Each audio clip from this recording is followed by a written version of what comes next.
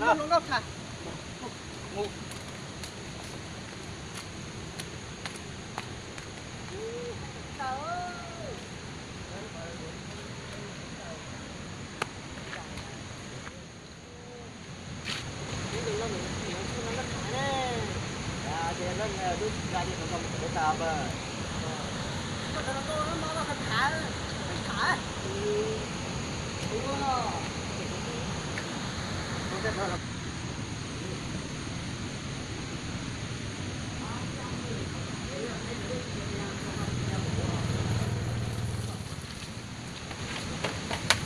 Kia đi đâu rồi nè?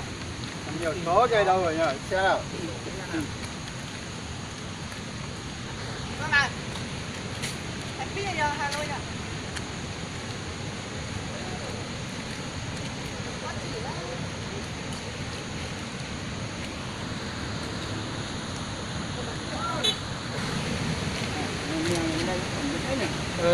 Thằng này cảnh đẹp đấy. Anh em mình đi hỏi nói là xe đâu? Ở đâu đấy rồi.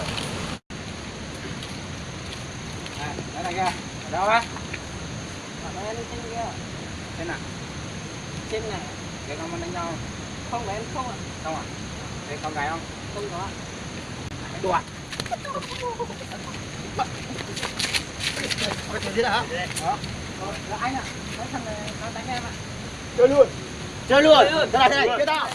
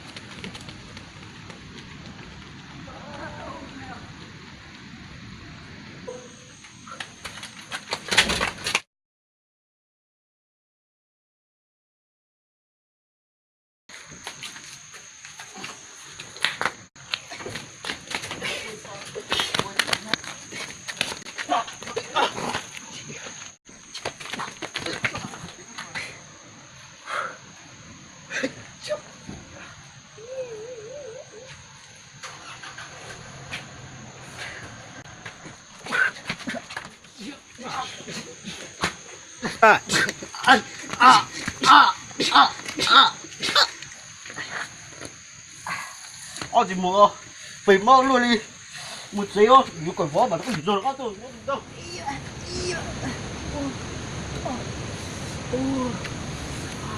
Thật lay rồi.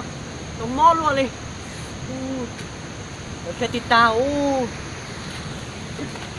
Để cho anh nè. rồi đây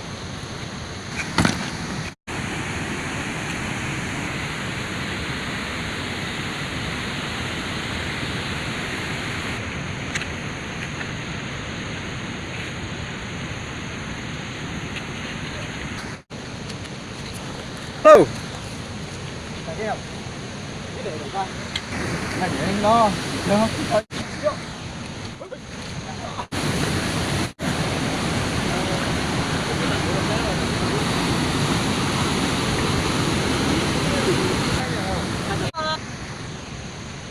Có lắm. Cắt.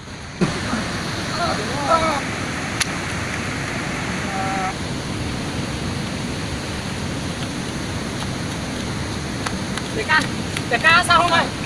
Đây.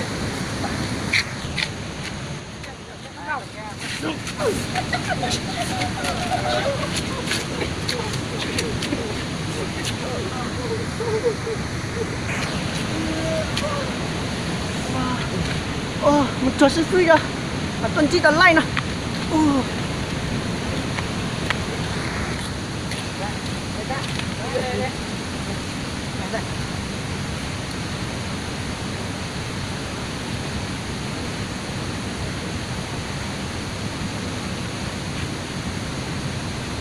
thế à Nó là bấy lưu vô. mà Nhà này đó.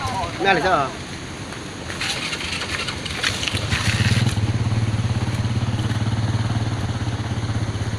rồi đi về em biết đi đó thì không nghe đây rồi chắc khó cho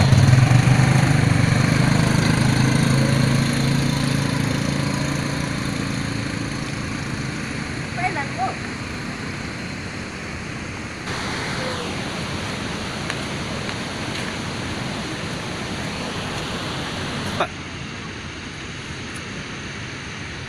nào chỉ cần võ tôi không có đánh tôi rồi đó. Vô đi. Do tôi mới chết đi rồi. Rồi mà lên tàu sao hả? Vô đi dạo vô. Lên mà chắc thể thôi. Lên tàu trong con nó mơ.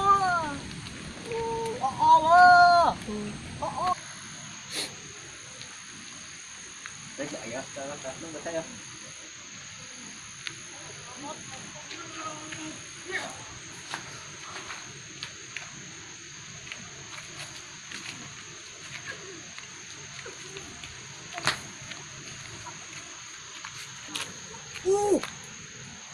Vậy nó nói mà sắp thâu su. Có đâu đi trả leo bò su. Một sai. Bệnh chả. Nè, chỉ là bác của nè, online cũng bê chán như cậy tay à. Có biết mình dây lùi đâu mà kiểu là khác rồi. Lách mỗi con tàu đi cha nha. Sát cờ lên like bê thì nó chúa tao chán như lộc tao tiêu đi. Đi con trai Nè, chán nó nè. cú sốc con tốt con nia nó lên thèn tới ta chơi. Lấy là ăn nhận tao con lò mới chút lấy là ạt tao chứ. Nè, chỉ tao nói like khó thế, cũng tôi nói like cũng bê cho like. Một tiếng thôi. Một chế bê cả vó bây giờ nó có tôi like bê.